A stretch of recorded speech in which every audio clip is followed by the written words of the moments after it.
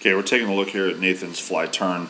The thing that really stands out to me is just how high we are on the wall. Even from hitting the wall, you can see that we're kind of grabbing for the top. Okay, instead of hitting the wall right here, we're really grabbing. Our body's in position, but our hand has to come way up on the wall now in order to hit.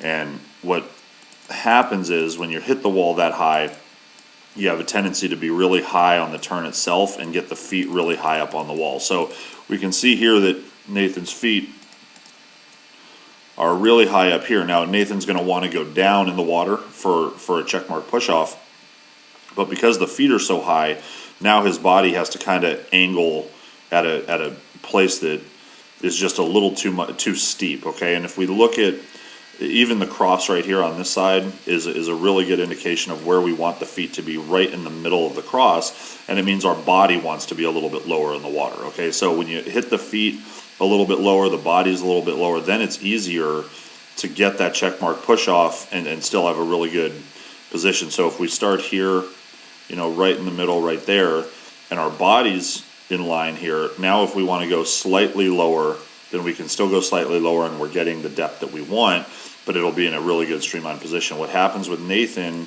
you see that the feet are way up, and as we go through here frame by frame, you'll just see that because we have to angle all the way down, then the streamline is affected a little bit. Let me play it for you, and you know, all the way through, you can see what I mean. You know, we come through, and then that streamline position just isn't what we want it to be. We want it to be a more streamlined position instead of kind of corkscrewing through it. Okay, with those feet way up on the wall like that. It's a subtle change. It doesn't take much at all just to make sure that those feet are a little bit lower on the wall, body position's a little bit lower. You know, we don't have to grab the top of the wall. You know, you can get to the wall and you know, hit right below it. You know, hit right here. The feet will be a little bit lower, and then when we push off, it'll be that more dynamic streamline here instead of kind of corkscrewing all the way through it and going a little bit lower. So everything is just getting lower on the wall and getting the feet set a little bit lower on the wall.